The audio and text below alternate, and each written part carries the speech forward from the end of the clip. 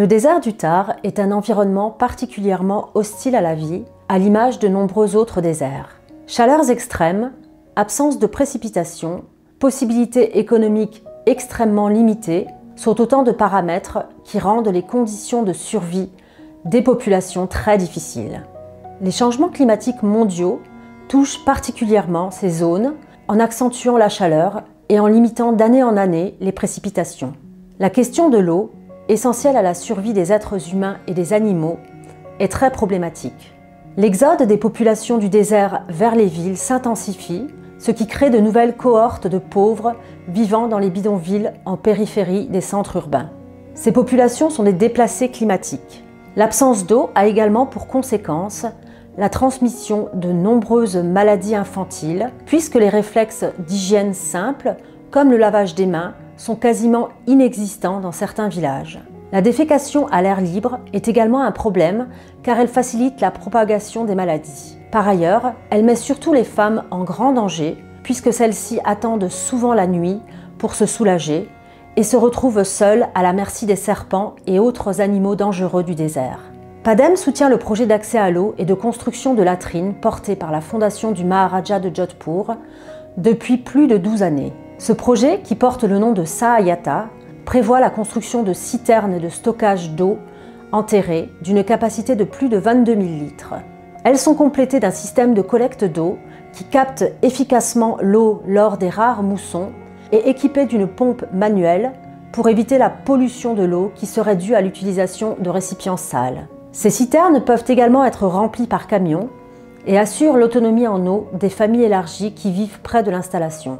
Ce projet prévoit aussi la construction de cabines de latrines-douches pour les familles et les écoles des villages. Des sessions de sensibilisation à l'hygiène sont proposées aux bénéficiaires. I am Major General Singh. I served in the Indian Army for 37 years, and when I retired, I joined His Highness Maharaja of Jodhpur's organization, which looks after and the sole aim of this charity is to get into the underdeveloped areas of Marwar, inaccessible areas, and help the underprivileged. And our charity, as I mentioned, we've been working with Padem for so many years. We work in various fields. You know, we work for the underprivileged, ladies, the poor, the deprived, the girl child, the ladies, to empower them. And in this, we've been working for the last now almost 15 years or so. We have a center where the underprivileged ladies who are married generally, but very poor.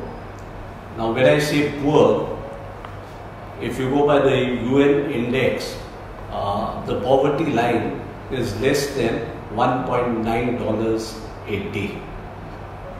So here we have ladies who are earning less than even, the family income is less than even $1 a day. As you are aware, the Indian population is huge. Though we have a large middle class, but I'll say we've got almost 300 million people who are in the poor category. That means they have a daily income of less than $1.9. So our target population is this.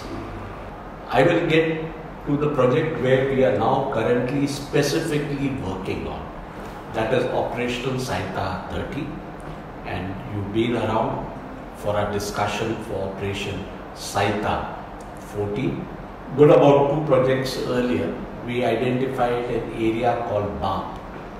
It's a block, it's a huge area.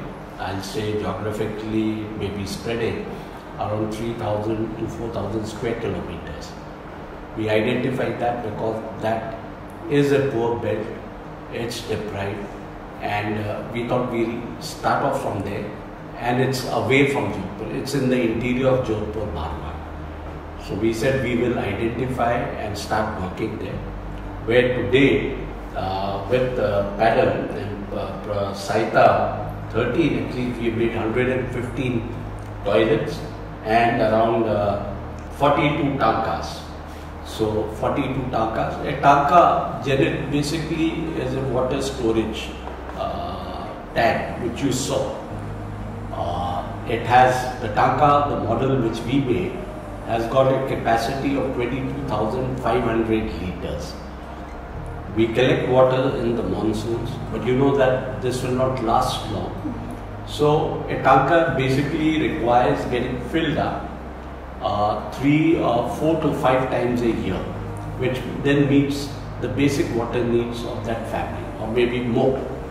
So in the monsoons, of course, we fill it up from the rainwater. The water harvesting is done. The channels are clean. Some may not be cemented, but they are clean. They have hardened up. So what water flows in is clean.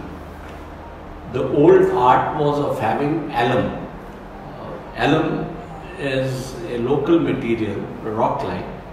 When you put it in water, it ensures that all sediments settle down. That is an ancient method. But based on our midterm reviews, based on inputs from paddle, we have now started having the water tested by the water department, the government of Rajasthan, as also local labs, so that the quality of water is not. Now, the water is picked up from government water tanks, which are about 15 to 20 kilometers away. They are filled up in a tractor and emptied here. Now, what does it do? It saves the family that much of work hours. Otherwise, they would have to walk, because everyone doesn't own a car, or get into a camel cart, put water into a small tank, get it here to the house.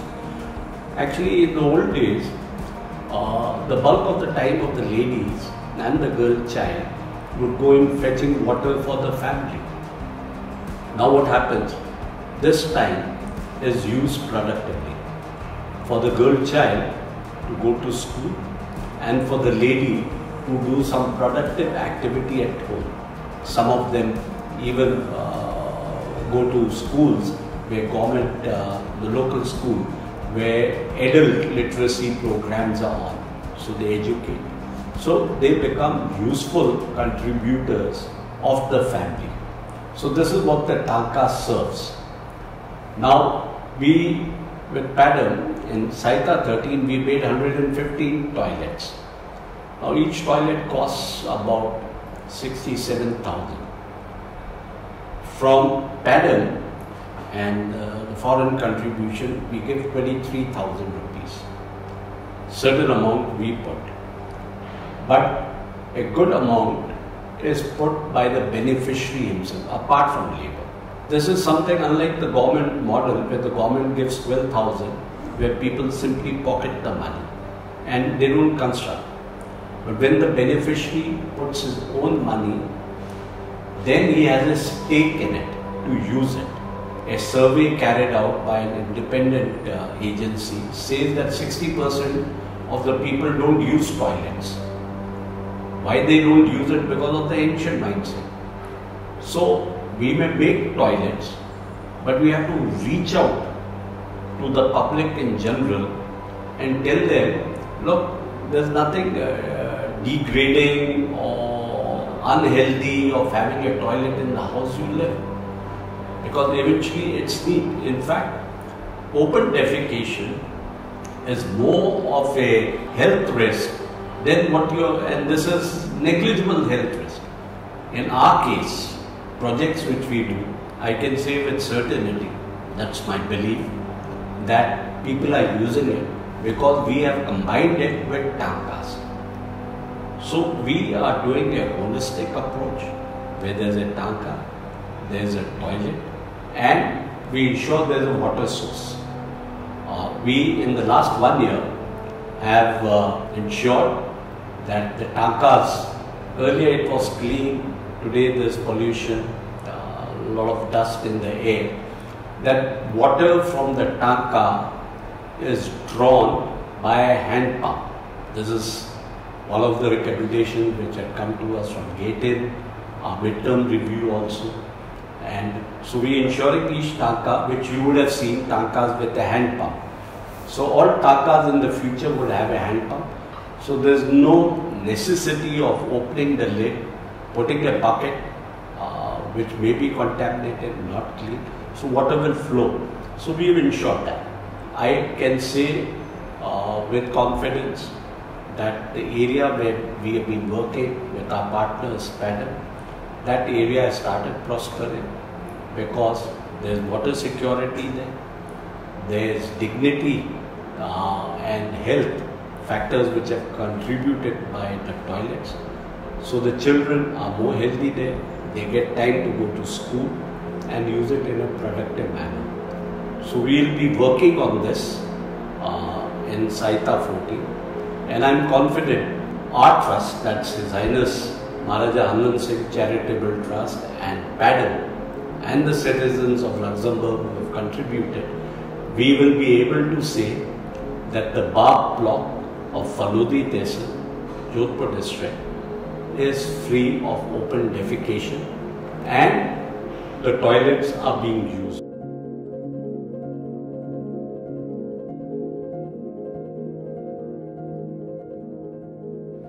The strength of this project is, firstly, especially Saita 13 where we are, it brings the toilets, dignity to the people whom we are helping build toilets rather than going out in the open, which is an undignified manner to go for a human being. So it brings dignity. Then it contributes to health. Open defecation has got a lot of hazards. It contaminates the water, it contaminates any articles of food in the near vicinity by the fly menace. So these are the major benefits, dignity and health. And then security. As you know, the population of India is very large. In another 2-3 years, it will be the largest. So there are no open spaces. So if you have your women folk going out for defecation, then there's a security problem also.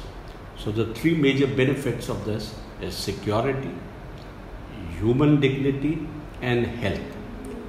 Tankas, the strengths of that is it brings water security. India is a country where 95, apart from people living in towns, but 95% of the rural population don't have piped water in the house. They have to get water from a distant water source. Earlier it used to be entirely rain harvesting. Now the government has built water collection points, which you would have seen when you've gone, in the manner of big overhead water tanks, but they are at a distance. So they can collect it once, put it in the tanka, so it brings water security. More time is available to the family for fruitful action. The girl child who is to support her mother in collecting water the whole day for the family now can use this time in a productive manner by going to school, and the lady of the house can also use it in a more productive manner in generating additional income for the family. There are no major weaknesses, but definitely, like we had the midterm review, and as times are changing, we ensure that the water is tested. We have to do that from time to time to ensure that the water is tested. But as you've seen our design, it is totally covered, it's safe, it's clean. So there are no major weaknesses I see in this.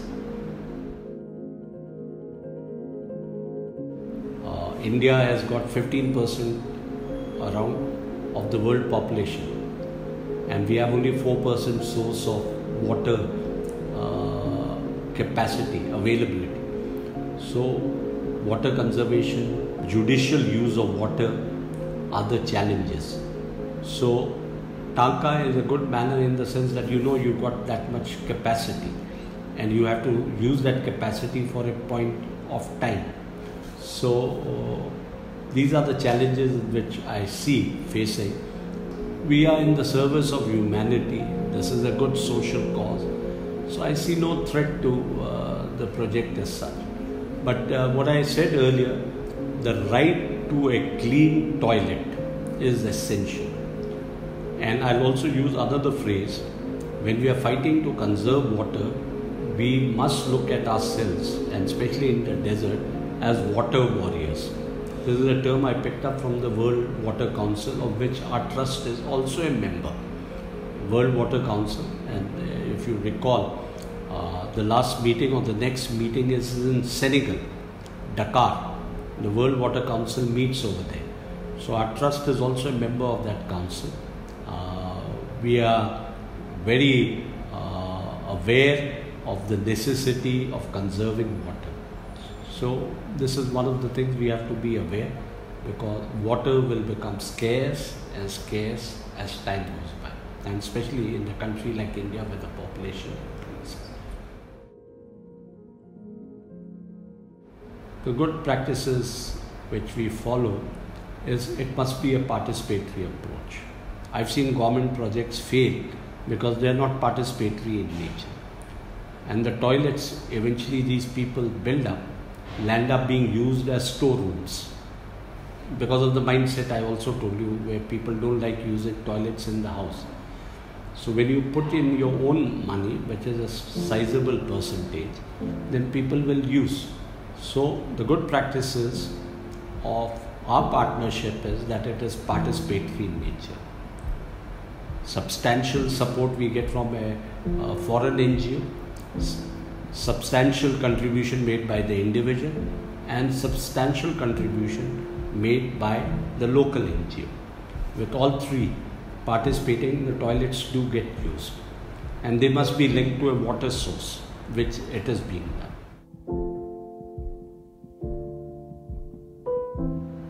Saita 14 hopefully will, I'm confident, why should I say hopefully, will make this area open defecation free.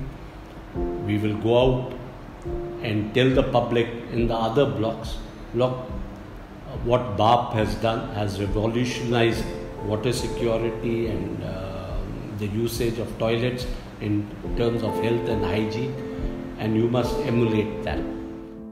PADEM, programme d'aide et de développement destiné aux enfants du monde, a pour vocation d'apporter son aide aux enfants les plus vulnérables dans le monde. Ce programme, déployé depuis de nombreuses années déjà, a permis de sauver de nombreux enfants grâce à une diminution des maladies hydriques et de celles liées au péril fécal. Fixer les populations dans leur village d'origine a également permis d'éviter de créer une nouvelle vulnérabilité des familles par déracinement. Offrir de l'eau aux enfants, à leurs parents, ainsi qu'aux animaux, a permis à de nombreuses familles de vivre sans risque de périr de soif ou de faim. Les enfants ont pu retrouver sereinement le chemin de l'école, puisqu'ils ont été délestés de la tâche quotidienne ardue de collecter de l'eau pour toute la famille. Les femmes ont pu se consacrer à d'autres activités productives au lieu de passer leur journée à chercher de l'eau. Permettre aux femmes de se soulager à toute heure du jour, de laver les enfants, a très largement contribué à améliorer considérablement les conditions de vie des familles du désert. La très grande participation des bénéficiaires de ce projet est un atout considérable, même si des efforts doivent encore être faits pour toucher plus les plus pauvres parmi les pauvres, ceux qui n'ont pas les moyens de contribuer matériellement ou financièrement au projet. Aucune vie ne saurait être possible sans eau. Aussi avons-nous décidé de prolonger ce projet de 3 années supplémentaires pour l'avenir de tous les enfants du désert.